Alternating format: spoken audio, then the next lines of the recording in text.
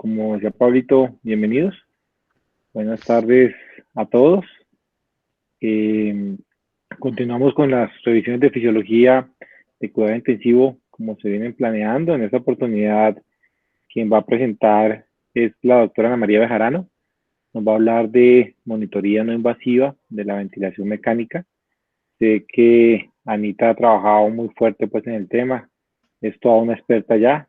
Entonces, sabemos que nos tiene una conferencia muy bien preparada y bueno, bienvenidos todos y Anita, adelante.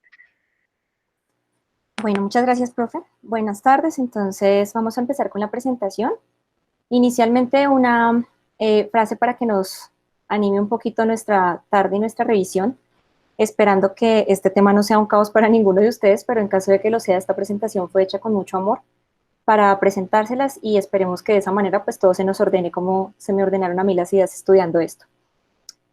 Bueno, recordemos entonces que hoy día disponemos de información de todo tipo, no solamente la información numérica que nos aportan las variables del ventilador, sino también la gráfica, que nos pueden ayudar a ver tanto el efecto de esa ventilación mecánica sobre nuestros pacientes como la respuesta y la interacción de ellos con el ventilador. Luego, los objetivos ahorita van a ser entender cómo vamos a llegar a ver esa interacción entre el paciente y el ventilador, cómo podemos evaluar en tiempo real el estado fisiológico de nuestro paciente y de esta manera detectar de manera precoz pues, los cambios, permitiéndonos hacer diagnóstico temprano e intervenir de una manera más segura y con mejores resultados para nuestros pacientes. Recordemos que en el tiempo más reciente pues, ha venido una preocupación en aumento por la denominada lesión pulmonar asociada a la ventilación mecánica. Entonces esto pues nos ha ido dirigiendo los esfuerzos a tratar de diseñar estrategias protectoras para evitar como pues las consecuencias que vamos a generar ahí en el tejido pulmonar. Pero no solamente en el tejido pulmonar, sino a nivel sistémico. Recordemos que pues la respuesta a la ventilación en última instancia va a ser una respuesta biológica, pero el factor desencadenante es mecánico y de ahí nos aparece pues toda la teoría del poder mecánico que hemos estado desarrollando en las clases previas y pues que ahorita también vamos a tocar tangencialmente. Pero si nos damos cuenta en este mapa que me pareció muy bonito, podemos ver cómo interactúan, pongo el puntero láser, diferentes factores, como por ejemplo en esta ramita azul de nuestro arbolito vamos a ver la mecánica del pulmón, donde vamos a tener que estar evaluando la distensibilidad pulmonar, la presión transpulmonar, la matriz y la capacidad residual funcional. Fijémonos que también interactúa este bracito anaranjado donde vamos a ver la mecánica ya de la pared torácica, que tiene que ver con la presión intraabdominal, distensibilidad, presión esofágica, y en el bracito amarillo lo que va a ser la mecánica del sistema respiratorio, teniendo en cuenta distensibilidad, volumen corriente que le aporto, y en el verde ya la dinámica respiratoria, y fijémonos cómo tenemos que vigilar muchos de los parámetros que nosotros determinamos y otros que estas variables que vamos a ver hoy nos van a botar, así como la interacción entre ellos, pues que van a tener que ver con toda la parte del estrés. Entonces, así como para despejar pues varias incógnitas en una ecuación para hallar una solución, aquí tenemos que unir todas las piezas de este rompecabezas que estamos viendo acá para aportarle a nuestro paciente la mayor seguridad a la hora de administrar una ventilación mecánica. Para eso inicialmente, bueno, dividir la charla en dos partes grandes. La primera es recordar rápidamente cómo vamos a leer o cómo vamos a interpretar cada una de esas curvas de función respiratoria o de esos bucles y posteriormente vamos a ver qué hallazgos vamos a buscar para cada un tipo de situación y cómo es que lo vamos a ver representado. Entonces, iniciando con la parte de las curvas, tenemos que tener en cuenta que esto está dado por los principios de la relación entre las variables de flujo, volumen y presión contra el tiempo y también pues la relación entre esas variables. Entonces tengamos en cuenta que pues es necesario relacionarlas para poderlas graficar y aquí vamos a tener tres principios grandes. El primer principio es que el volumen que suministramos con el ventilador va a depender de la cantidad de flujo y del tiempo inspiratorio. El segundo principio es que ese flujo de aire que llega al pulmón va a depender además de la diferencia entre la presión que genero por el ventilador y la presión que tengo dentro del pulmón. ¿Qué quiere decir eso? Que a mayor gradiente de presión va a ser mayor el flujo que entra y además a mayor velocidad. Y además que ese flujo se va a medir como el cambio por unidad, el cambio de volumen, perdón, por unidad de tiempo, siendo que aquí estamos tomando ese tiempo como el tiempo inspiratorio. El tercer principio es que el cambio en esa presión o la cantidad de presión requerida para insuflar el pulmón va a depender de la distensibilidad pulmonar y también de la resistencia de la vía aérea. Esto lo vamos a ver pues también significado en que, teniendo en cuenta que, ¿no?, que el radio de la vía aérea va a ser el primer factor de impacto sobre las resistencias por la ley de Poiseuille, pero entonces esto finalmente va a terminar resumido en nuestra ecuación del movimiento, donde pues vamos a ver que la presión que ejercemos con el ventilador tiene que ser inversamente proporcional a la distensibilidad, pero directa a la resistencia y al flujo. Entonces, cuando relacionamos cada una de estas variables contra el tiempo, pues vamos entonces a relacionar la variable de presión contra el tiempo, la variable de flujo contra el tiempo, la variable de volumen contra el tiempo. Nos van a dar unas curvas abiertas que, si vemos en la ventilación controlada por volumen, van a tener una morfología distinta de la ventilación controlada por presión. Eso lo vamos a desglosar en cada una. Y cuando comparamos la variable, por ejemplo, volumen contra presión, contra flujo contra volumen, entonces vamos a tener unas curvas cerradas que les denominamos bucles. Listo. Cuando vamos a hablar entonces de la curva de presión-tiempo, esta curva es la que más información nos da cuando estamos parados en el contexto de una ventilación controlada por volumen. Es la gráfica que vemos aquí a la izquierda, y quiero que la desglosemos bien, porque entendiéndola vamos a entender toda la fisiología de nuestro paciente y cómo está funcionando. Fijémonos que esta curva tiene 5 fases. La primera fase es el inicio de la insuflación, y entonces vamos a tener un aumento rápido de la presión porque pues va a responder, perdón, a la distensión del circuito, y esa pendiente se va a hacer más pronunciada en cuanto haya mayor flujo y más rígido sea el sistema. Entonces esto nos va a responder muchísimo a esa parte. Es decir, que ese delta de presión que vaya a haber acá nos va a responder a la resistencia por el flujo, ¿verdad? Que es esto de acá. La segunda fase, que sería lo que se corresponde aquí entre la B y la C, va a ser un momento en el que el flujo se hace constante, ¿cierto? Al haber alcanzado pues su nivel prefijado, pero la presión va a seguir aumentando hasta que yo venzo la presión del circuito y logro el volumen que quiero llegar a alcanzar. Eso pues me va a coincidir entonces con vencer la presión del circuito, de la vía aérea, pues la parte de la caja torácica también, y con eso pues vamos a alcanzar nuestra presión inspiratoria pico, que sería aquí esta lineecita punteada roja que vemos acá. En ese momento entramos en la fase 3, que va a estar entre la C y la D. Aquí vamos a tener que se suspende el flujo. En este momento no hay ningún flujo, por lo tanto cae un poco la presión, y esta caída de presión es importante porque nos va a llegar a un punto donde inicia una meseta en la pausa inspiratoria. Eso corresponde a el momento en el que se reparte esa presión entre los alvéolos que se van llenando por las diferentes constantes de tiempo. Esta diferencia es muy importante porque la diferencia que hay entre la presión inspiratoria pico y la meseta ocurre por la existencia de esas unidades alveolares, y eso nos va a dar mucha información ahorita pues cuando vayamos a ver qué tipo de alteraciones vamos a buscar. Cuando viene esta pausa inspiratoria, pues se arma esta meseta, ¿cierto?, que viene siendo entre el punto D y E, y en esta meseta pues tenemos esa distribución de gas, que este nivel nos pues va a ser la presión meseta o la presión plató, pero lo importante es que se va a equiparar en condiciones normales a la presión alveolar. Esta diferencia entre la presión meseta y la presión pico en condiciones normales debe ser de 3 a 5 centímetros de agua. Posteriormente viene la quinta fase, entre la E y la F, que es cuando se abre la válvula expiratoria y pues obviamente perdemos toda la presión súbitamente hasta llegar al nivel de PEP que habíamos fijado. Entonces el cambio, el ciclado entre el tiempo inspiratorio y el tiempo expiratorio es el que nos va a dar ese cambio a esa quinta fase. Como les digo, esto se obtiene en modos controlados por volumen, porque en modos controlados por presión esta curva no me va a dar tanta información, simplemente va a aumentar la presión hasta el punto que prefijé de presión inspiratoria máxima, llega a una meseta hasta que se abre la válvula expiratoria y caemos abruptamente. La curva flujo-tiempo, entonces nos va a representar los cambios que se dan en el flujo del circuito del ventilador. Entonces vamos a tener aquí dos componentes, el componente inspiratorio y el componente expiratorio. Si nos fijamos, el componente inspiratorio va a estar por encima de 0 y el expiratorio pues va a estar en valores negativos. Si estamos parándonos en un modo controlado por volumen, donde tenemos un flujo constante, vamos a reconocer 6 fases de la curva. La primera fase, donde tenemos un ascenso del flujo hasta que llegamos al flujo inspiratorio máximo, y aquí empezamos con una meseta, que es un valor predeterminado, corresponde al valor predeterminado de volumen que habíamos nosotros establecido previamente. Aquí, pues en los ventiladores de última generación podemos seleccionar también cómo queremos que sea ese flujo, si queremos que sea desacelerado, acelerado, o sinusoidal, pero pues en la práctica clínica lo utilizamos constante o desacelerado, usando pues para un volumen garantizado. En la fase 3 pues cesa el flujo y entonces caemos a cero, porque aquí estamos comparando, recuerden, flujo contra tiempo. Entonces ese flujo al cesar cae a cero, hasta que llega aquí pues a una pausa, que sería lo que correspondería a la pausa inspiratoria en el flujo cero. Cuando se abre la válvula expiratoria empieza un proceso pasivo, que sería el de la aspiración, y entonces cae el valor pues por debajo de cero, y luego viene la sexta fase, donde ya hay asciende pues la curva de manera progresiva hasta llegar a flujo cero para arrancar un nuevo ciclo respiratorio.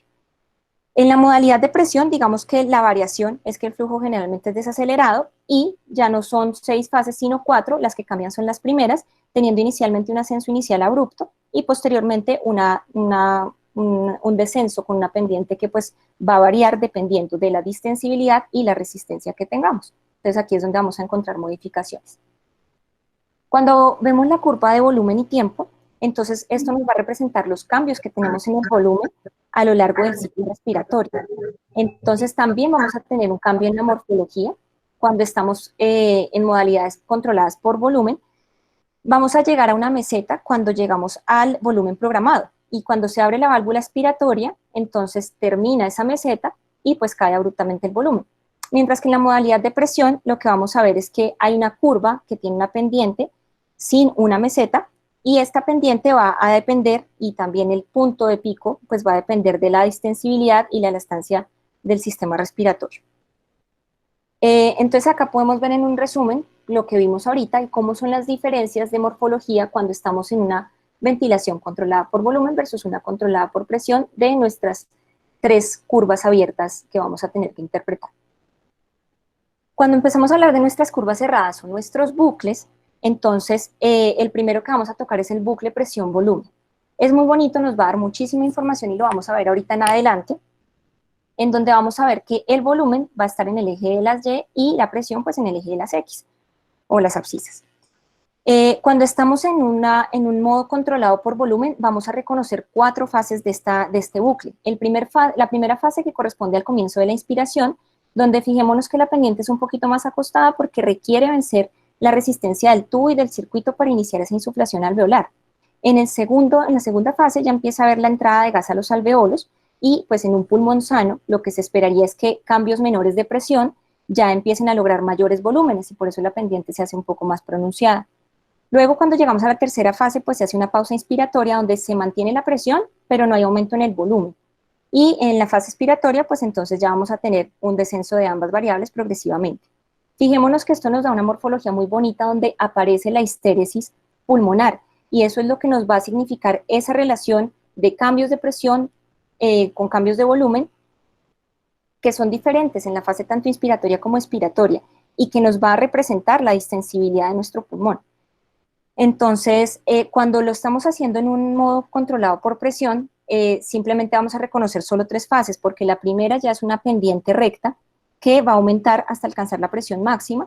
Posteriormente tenemos la presión fija con aumento del volumen y luego venimos con la fase expiratoria. Es importante pues que veamos que la pendiente, esta pendiente que está acá, que la ven en ambas gráficas, va a ser la representación pues más pura de la distensibilidad de nuestro paciente. Cuando vamos a evaluar el otro bucle, que es el bucle flujo-volumen, pues entonces el flujo lo vamos a representar en el eje de las Y y el volumen en el eje de la X. Aquí vamos a representar los cambios de flujo de la vía aérea respecto a los cambios de volumen pulmonar durante el ciclo respiratorio. Y entonces vamos a ver cómo en los modos de volumen control tiene una morfología muy similar, si se fijan, a la morfología de la curva de flujo-tiempo, simplemente que se cierra, ¿cierto? Es como si nos devolviéramos. Entonces tenemos nuestro ascenso de flujo inspiratorio hasta el máximo, nuestra meseta, nuestro cese de flujo inspiratorio con caída cero, nuestra apertura de la válvula expiratoria con la caída a valores negativos, y posteriormente nuestra rampa ascendente hasta alcanzar otra vez el valor de cero. Y en el modo presión control, pues vamos a tener la misma modificación, donde tenemos inicialmente un ascenso abrupto y luego una rampa descendente. Con las últimas fases sí son, digamos, iguales. Entonces, ¿qué información es la que vamos a buscar nosotros en estas curvas, o cómo vamos a organizar lo que queremos ver? Podemos ver a grandes rasgos Cambios en las características resistivas y elásticas de la vía aérea y pulmonar, entonces vamos a ver cambios en la distensibilidad y la resistencia, vamos a ver atrapamiento aéreo y auto-PDP, podemos ver también si hay presencia de secreciones en la vía respiratoria y en el circuito, si hay fugas en el circuito, si hay signos de sobredistensión y colapso alveolar, para favorecer además unas estrategias protectoras. Y también pues podemos ver las asincronías entre el paciente y ventilador. Cuando vamos a buscar los cambios en las características resistivas y elásticas de la vía aérea pulmonar, nos vamos a basar principalmente, pero no únicamente, en las curvas de presión-tiempo y en el bucle presión-volumen. Entonces, si se fijan, esta es la curva de presión-tiempo en este caso, en donde vamos a ver que la máxima resistencia la va a producir, y hay que tenerlo en cuenta, el tubo endotraqueal. Entonces, en modos de flujo constante, que es como estamos en esta gráfica, recordemos lo que habíamos hablado antes. La diferencia entre la presión inspiratoria pico y la presión meseta es alrededor, dijimos que entre 3 a 5 centímetros de agua, y ella va a aumentar de manera proporcional a que aumenta la resistencia. Entonces, esta segunda curva, donde vemos que la presión inspiratoria pico aumenta, quedándose la meseta donde, digamos, está normalmente, nos tiene que hacer pensar en que el tubo pueda estar acodado, obstruido, que sea un tubo muy estrecho para nuestro paciente, que haya presencia de secreciones o broncoespasmo, porque aquí claramente tenemos un aumento de las resistencias. Mientras que cuando aumenta tanto la presión inspiratoria pico como la presión meseta juntas, entonces vamos a ver que en este caso tenemos que pensar en patologías que hayan hecho disminuir la distensibilidad. Y esto pues digamos que puede ser lo que nos haga generar este aumento manteniendo la proporción entre ambas. Además acá veamos otra cosa, y es que la pendiente de la fase inspiratoria aumenta cuando el problema es de distensibilidad. La morfología de esta pendiente nos da una visión además de lo que nos proponía Rainieri con el índice de estrés, que vamos a tocar ahorita más adelante nuevamente. Cuando vemos ya las curvas de flujo contratiempo, entonces lo que vamos a ver en este caso, teniendo acá por ejemplo el volumen control arriba y presión control abajo, vamos a ver inicialmente una reducción del flujo pico expiratorio progresiva, que corresponde a lo que ven ustedes acá con las flechitas azules, ¿verdad? Y además vamos a ir viendo cómo se aumenta ese tiempo expiratorio, que son las flechas grises. Y podemos ver además que puede suceder que si la obstrucción empieza a generar sobredistensión o, auto-PEP o hiperinsuflación dinámica, podemos ver cómo ese flujo pues no va a llegar a cero. En presión control, esta curva entonces lo que nos va a mostrar es una disminución de la presión inspiratoria pico, que son estas flechitas blancas, de manera progresiva, del flujo pico inspiratorio, perdón, no de la presión. Y esto es lo que entonces nos va a hablar en ese caso de este tipo de alteraciones. Fijémonos que en el bucle de presión-volumen, en volumen control, lo que vamos a ver es que si aumenta la resistencia y se mantiene el volumen, entonces vamos a mostrar un ensanchamiento del bucle, ¿verdad?, por aumento de la presión, y además va a cambiar la pendiente, como ven aquí en esta tercera gráfica. Entonces se ensancha el bucle y la pendiente obviamente cae. Cuando vemos bucles de presión-volumen, entonces lo que vamos a ver es que la distensibilidad disminuida, si estamos en un modo controlado por volumen, pues tenemos sí o sí que llegar al volumen que habíamos prefijado. ¿Qué va a hacer el ventilador? Pues va a usar más presión, porque tiene que cumplir con el volumen que prefijamos. Entonces vemos como la punta de la curva se va a correr hacia la derecha, ¿cierto? Y va a caer la pendiente de nuestro bucle. Y cuando tenemos un volumen un modo controlado por presión, entonces vemos como si la presión es fija, pero tenemos un pulmón más rígido, no podemos llegar al volumen que estábamos llegando en un pulmón sano, luego el volumen va a ser menor y de esta manera también se cae la pendiente de nuestra curva. Cuando estamos viendo el bucle flujo-volumen, tanto en volumen control como en presión control, lo que vemos es en el caso del aumento de resistencia de la vía aérea, que se modifica el trazado de la fase expiratoria. Entonces fijémonos cómo el tramo expiratorio final normalmente recto o ligeramente convexo incluso, pero entonces cuando tenemos obstrucción vamos a ver una convejidad que se va haciendo más pronunciada conforme sea más severa la obstrucción.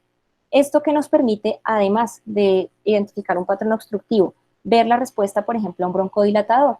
Entonces, fijémonos, por ejemplo, en este caso, cómo tenemos acá un signo pues, de que tenemos una obstrucción, teniendo la concavidad de la fase expiratoria, y una vez que colocamos el manejo broncodilatador, miren cómo responde rectificándose pues nuevamente esta curva. Eso era por el lado de las resistencias y las distensibilidades. Para identificar atrapamiento aéreo y auto-PEP, entonces es importante que recordemos que esto se produce cuando el tiempo expiratorio es insuficiente para que se produzca el vaciamiento completo de los alveolos. Y lo podemos ver, entre otras, en la curva flujo-tiempo y en el bucle flujo-volumen. Ya vamos a ver una imagen mejor, pero inicialmente vemos que el siguiente ciclo respiratorio inicia antes de llegar a flujo cero y que la hiperinsuflación dinámica, pues también digamos que la podemos observar durante una pausa expiratoria. El auto-PEP, ¿qué problema tiene? Entre otros, aumentar el trabajo respiratorio y vamos a ver que favorece esfuerzos respiratorios fallidos, cosa que va a ser muy importante cuando veamos las asincronías. Entonces miremos acá, en esta diapositiva, cómo cuando tenemos auto-PEP y colocamos una maniobra de pausa expiratoria, vemos cómo la presión queda por encima de la PEP programada. Cuando estamos viendo una curva de flujo contratiempo, vemos cómo el siguiente ciclo empieza antes de que el flujo llegue a cero. Miren aquí donde tengo el puntero, donde señala la flecha azul. Y cuando estamos viendo la gráfica de volumen contratiempo, vemos cómo el volumen no vuelve a llegar a cero, sino que va subiendo en cada una de las respiraciones, viéndose, digamos que más claro, el proceso de hiperinsuflación dinámica. Y si vemos la curva de flujo-volumen, vemos que tampoco nos va a llegar nunca a flujo cero antes de empezar el siguiente ciclo. Entonces el bucle no se cierra, sino que, por decirlo de alguna manera, se estrella la curva contra el eje del flujo. Cuando queremos ver que haya fugas en el circuito, entonces tenemos que pensar cuáles son sus causas. Que haya baja presión en el neumotaponador, que el tubo endotraqueal ya se quedó muy pequeño para nuestro paciente o lo pusimos pequeño, o que tengamos fugas también en las tubulaturas, en el circuito o en el sistema de humidificación.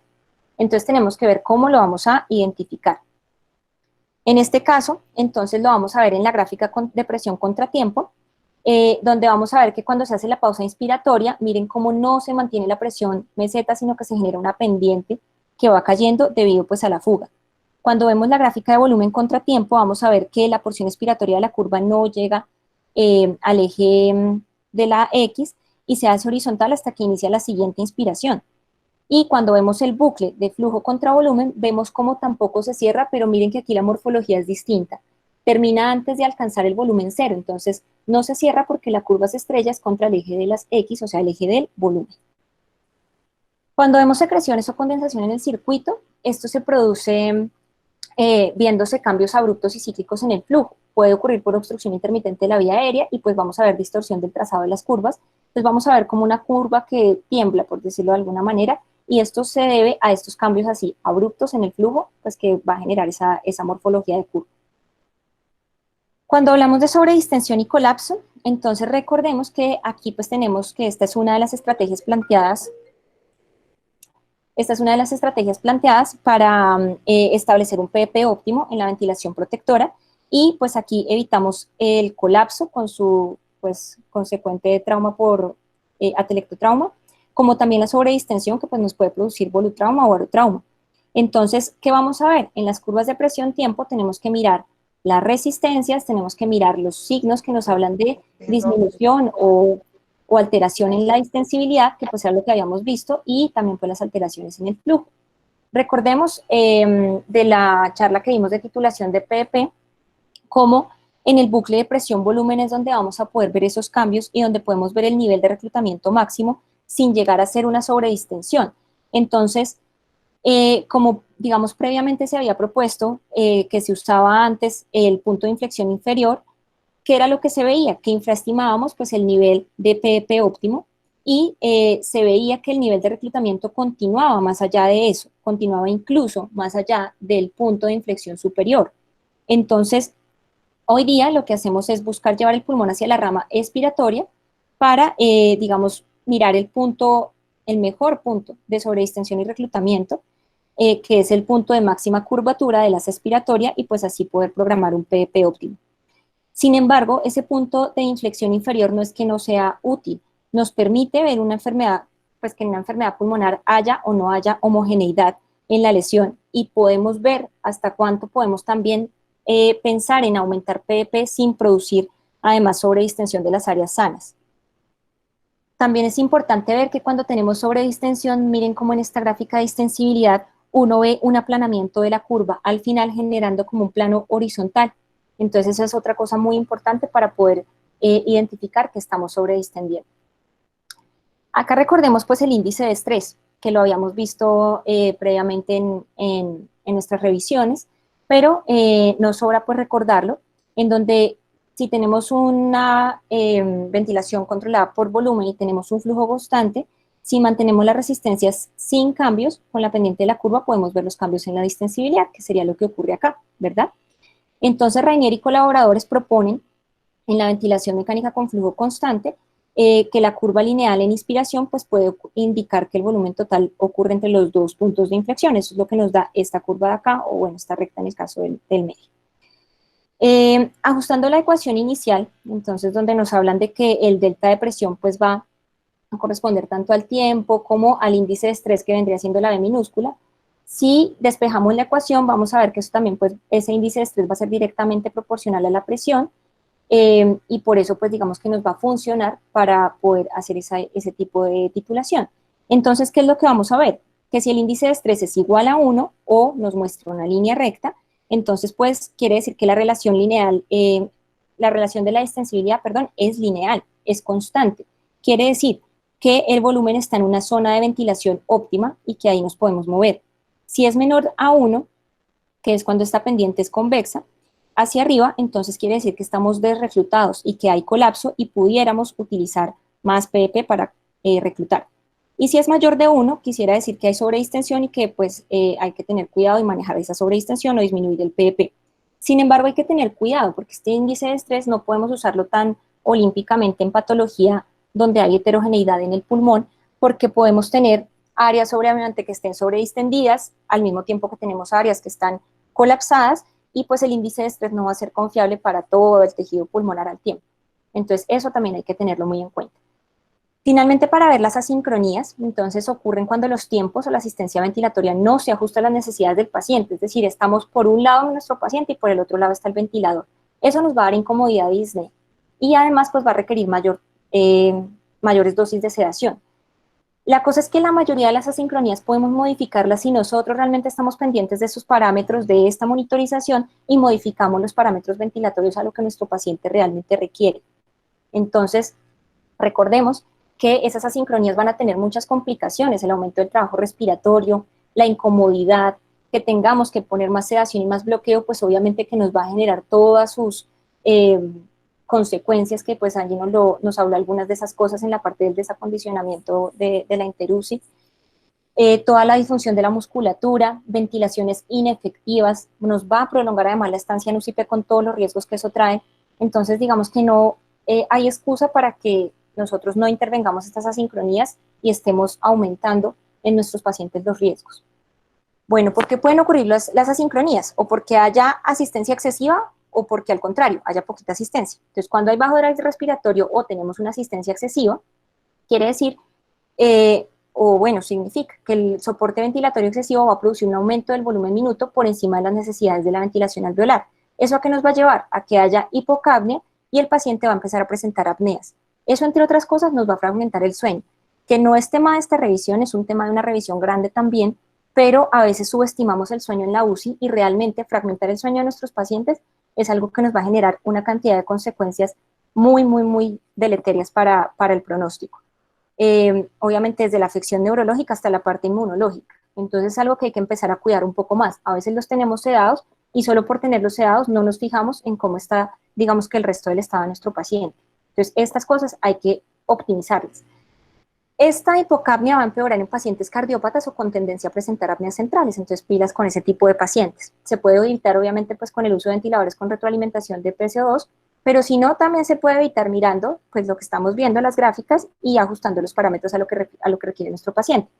Estas asincronías de bajo drive nos incluyen la sincronía de disparo, el autociclado y el disparo inverso. La sincronía de disparo, entonces, vamos a ver que esto ocurre cuando hay un inicio de la respiración por parte del paciente y produce contracción de sus músculos inspiratorios, generando un descenso en la presión alveolar, que dijimos que se va a equiparar o a relacionar con la presión de la vía aérea. Eso nos genera una caída de presión y pues un movimiento de flujo, que es lo que va a generar el disparo en el ventilador, ¿cierto? Sin embargo, por ejemplo, en casos donde la presión alveolar es mayor a la presión media de vía aérea, como cuando tenemos auto-PEP, ese paciente va a requerir mayor esfuerzo para llegar al umbral de disparo, y si no es suficiente, se va a producir pues un esfuerzo inefectivo que va a ir fatigando cada vez más al paciente. Eso pues entonces lo vamos a ver si no hay cambios en la resistencia ni en la presión de la vía aérea. Cualquier cambio en la curva de flujo, perdón, expiratorio puede significarnos obviamente un esfuerzo inefectivo en el paciente, y eso pues nos habla obviamente de esas asincronías. Cuando hablamos de el autociclado o del autodisparo, hablamos de que el ventilador inicia una inspiración sin que corresponda con un esfuerzo del paciente. Eso ocurre porque no seleccionamos bien la sensibilidad. Entonces, si no seleccionamos bien esa sensibilidad, cosas tan sencillas como fugas en el circuito o oscilaciones cardiogénicas pueden generar un disparo. Y eso nos va a generar hiperventilación por respiraciones extra, por decirlo de alguna manera, y lo vamos a ver en los trazados de presión-tiempo o de flujo-tiempo, donde vamos a ver una ausencia de descenso en la presión por debajo de la PP al inicio de la inspiración. Entonces hay que tener también, estar pendientes de eso. En cuanto al disparo inverso, entonces hay que tener en cuenta que esto nos causa contracciones de los músculos respiratorios al producir doble ciclado y aumentar la presión meseta. En pacientes muy sedados, cuando uno monitoriza las presiones esofágicas, observa un descenso pues ahí repetitivo de la presión esofágica al final de cada insuflación, y lo que uno va a ver es que los esfuerzos inspiratorios pueden ser iniciados por la misma, digamos que, insuflación mecánica. Se ven ambos modos, en presión control y en volumen control, y digamos que una manera de evitarlo cuando tiene alto riesgo de ocurrir en pacientes, por ejemplo, con SRA severo o moderado severo, que es uno como de los principios que soportan el uso del bloqueo neuromuscular en las fases precoces, en las primeras 48 horas. Listo, esa era como la primera gran tanda de asincronías, que eran las de bajo drive respiratorio. Ahora vamos con las de aumento del drive respiratorio, o donde pues hay una baja asistencia del ventilador. Entonces, aquí lo que sucede es que las demandas de flujo del paciente no se logran con el ventilador, y pues esto se soluciona aumentando el flujo o eligiendo un modo de flujo desacelerado. Pero también, y no podemos perder de vista, hay que evaluar si la alta demanda de flujo está causada de pronto porque nuestro paciente tenga dolor o tenga ansiedad y nosotros no lo estemos manejando adecuadamente. ¿Cómo vamos a ver eso? En volumen control, si el flujo es constante, pues entonces se debe monitorizar la curva de presión, y lo que vamos a ver, pues, para ver si el flujo es suficiente, es que si la curva se modifica con cada respiración, quiere decir que el paciente está haciendo esfuerzos, y si el inicio de la curva es recto, como vemos acá, o cóncavo, o sea, iría aquí para abajo, indica que el paciente hace una inspiración activa, como tratando de suplir eso que yo no le estoy dando con el ventilador. Entonces hay que ver eso también. Listo. En cuanto a las asincronías de fase, pues entonces si son de inicio, habla del retraso entre el inicio del esfuerzo respiratorio del paciente y del ventilador. Las causas son el auto-PEP, el aumento de la presión alveolar, y pues nos va a generar esfuerzos ineficaces que ya sabemos que nos van a llevar a fatiga y a peores desenlaces. Y de fase terminal es cuando el tiempo inspiratorio del paciente es más corto o más largo que el del ventilador. Entonces, eso también, pues digamos que lo vamos a ver significado en las curvas. En presión soporte observamos un pico al final de la curva de presión-tiempo, y aquí lo que tenemos que hacer es ajustar el tiempo inspiratorio modificando el flujo, y la otra manera es modificar el porcentaje de flujo al que se produce el ciclado, que es esta imagen. Para mirar la sincronía de PEP, que es otro tipo de asincronía que nos refieren allí, es pues ver si es que tenemos una selección inadecuada de PEP. Si es bajo, ya sabemos que nos va a favorecer atelectasias, y nos va eso a favorecer afecciones en el centro respiratorio, disnea, incomodidad, y pues vamos a tener un aumento de la frecuencia respiratoria para tratar de compensar. Si está aumentado, pues vamos a tener sobredistensión, que nos aumenta el trabajo respiratorio y nos genera obviamente incomodidad. Aquí terminamos la parte de las asincronías y de los cambios que vemos en las curvas. Vamos a hablar rápidamente un poquito de capnografía, que entraba como dentro de este tema. Voy a tratar de no tardarme mucho, igual son un poquitas diapositivas. Entonces recordemos para esto que el CO2 tiene 4 procesos grandes, ¿no? La producción, que está dada por procesos metabólicos, la circulación, perfusión y el momento de ventilación y eliminación, que es a nivel pulmonar. Aquí tengamos en cuenta que la presión arterial de CO2 refleja el balance entre la producción y eliminación, y eso va a depender del transporte. Cualquier cambio que tengamos en alguno de estos procesos y que hayamos hecho algún tipo de compensación, pues nos va a generar consecuencias sobre la presión arterial de CO2 y el volumen de CO2 eliminado por el pulmón. Cuando hablamos de la capnografía de tiempo, entonces vamos a identificar en ella 4 fases. ¿Listo? La primera fase es el final de la inspiración y comienzo de la expiración, que nos habla de la ventilación de espacio muerto. La segunda fase es un rápido ascenso del CO2 al inicio de la expiración por la eliminación del CO2 del espacio muerto mezclado, además, con el CO2 alveolar. La fase 3, que es la que nos da un poco más, digamos, de información, es la meseta alveolar. Y se produce la exhalación del CO2 que proviene de los alveolos. Acá entonces vamos a alcanzar al final, fíjense, un pico, ¿cierto? Donde la presión de CO2 exhalada es máxima. Y esto nos representa pues la remoción de ese CO2 de todo el gas alveolar y pues entrega obviamente que en este punto una medición indirecta de la presión arterial de CO2. La diferencia pues normalmente o esperable entre la presión arterial de CO2 y la fracción expirada de CO2 es aproximadamente de 2 a 3 milímetros de mercurio, cuando tenemos pues una adecuada ventilación-perfusión. Por eso la capnografía nos ayuda a mirar, digamos, que esa relación. Y luego pues venimos con la fase 4, donde tenemos una presión parcial de CO2 que decrece rápidamente al comienzo de la inspiración.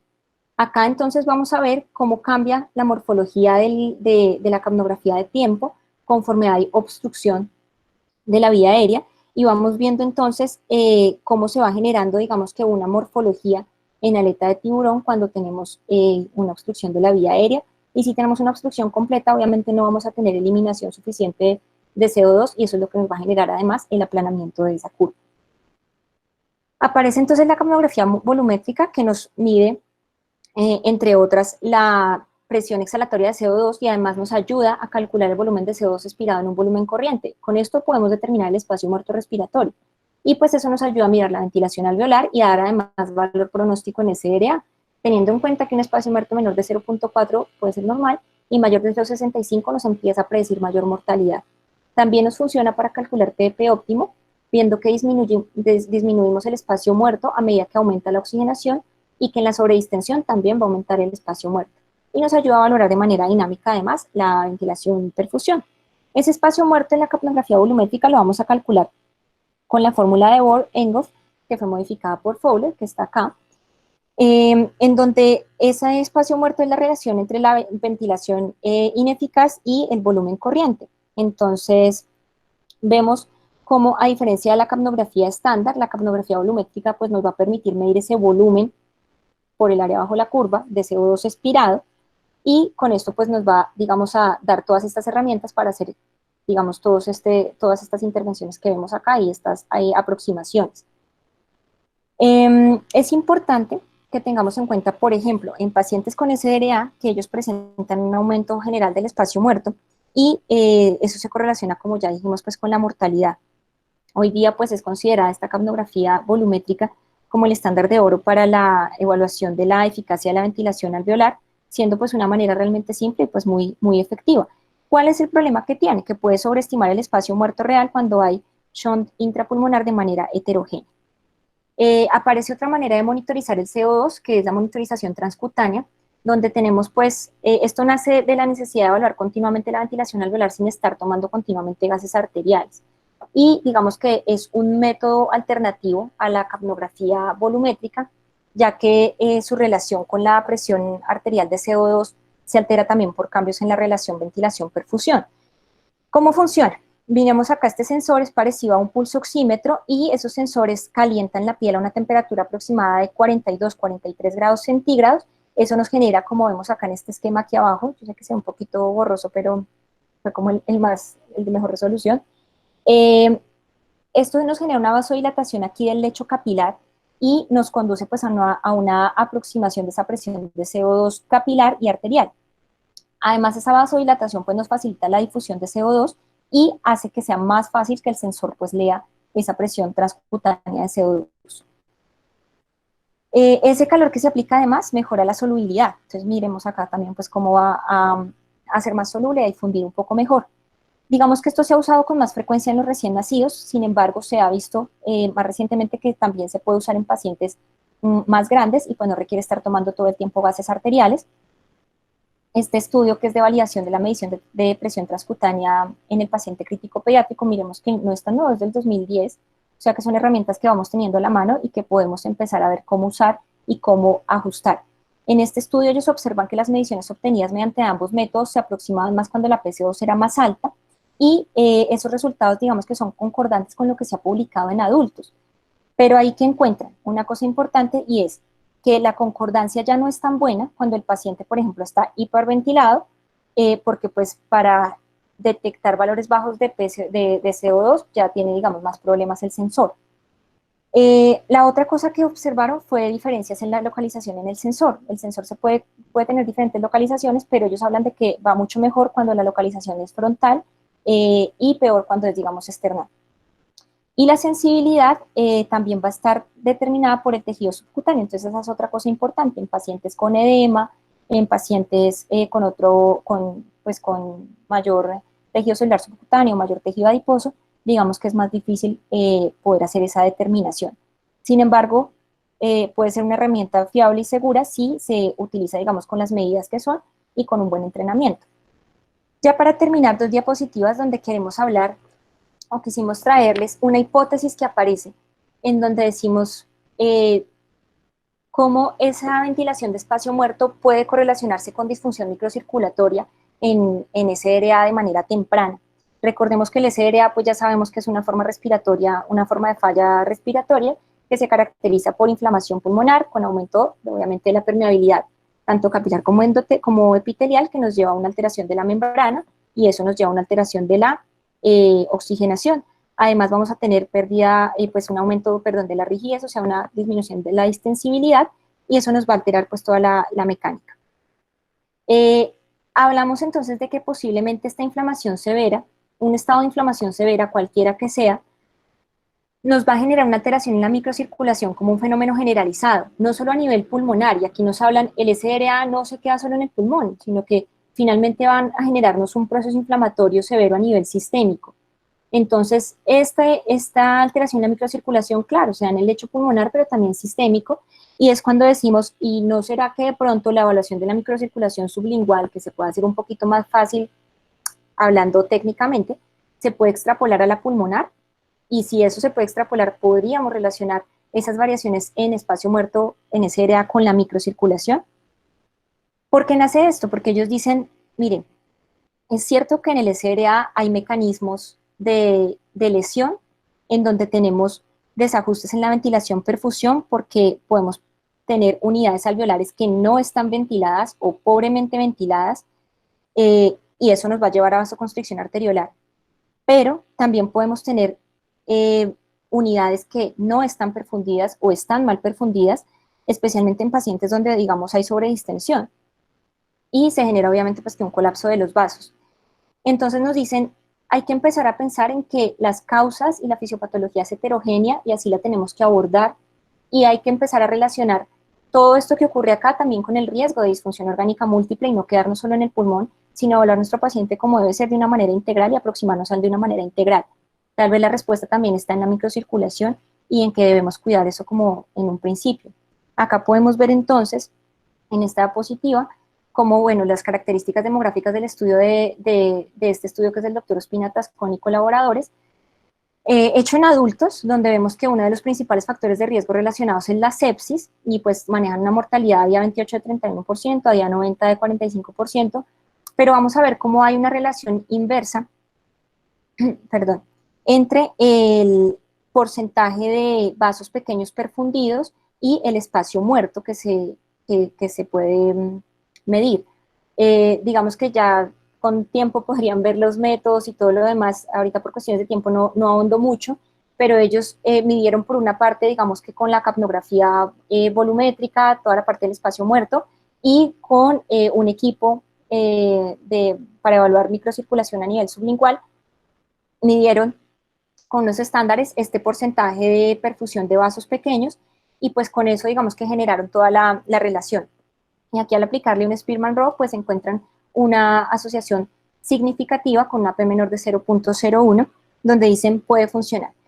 Finalmente, en sus conclusiones ellos dicen, no podemos decir que esto sea la panacea, no podemos decir ya que mejor dicho, le hagan a todos medición de la microcirculación sublingual y que con eso definan espacio muerto, pero nos tiene que llevar a plantearnos una hipótesis. Miren el título del artículo. Nos tiene que llevar a preguntarnos si podemos empezar a ir más allá midiendo este tipo de cosas para poder ofrecer una mejor atención a nuestros pacientes. Como conclusiones, entonces, pues fíjense que disponemos de muchas y valiosas herramientas de fácil acceso para monitorizar el comportamiento pulmonar y la interacción de nuestro paciente con el ventilador. La adecuada interpretación de esos hallazgos nos va a permitir intervenir como debe ser, de manera oportuna y mejorar los desenlaces. Y los mecanismos de alteración, recordemos pues que de espacio muerto son complejos, son heterogéneos, y pues podemos por eso empezar a ampliar esas herramientas. La búsqueda de nuevas herramientas pues nos va a dar luz para no hacer daño, porque recordemos que como hicimos alguna vez una promesa, lo primero es no hacer daño. Entonces, con eso finalizo. Les dejo acá un recordatorio de que todas las noches nutramos de luz nuestros sueños para que se sigan haciendo realidad. Muchas gracias y ya, les doy el paso a ustedes. Ana María, muchísimas gracias. Una excelente presentación como siempre, muy de alta definición. Creo que lograste todos los objetivos de la presentación. No hicimos casi ninguna recomendación los profesores y las poquitas que hicimos creo que las acogimos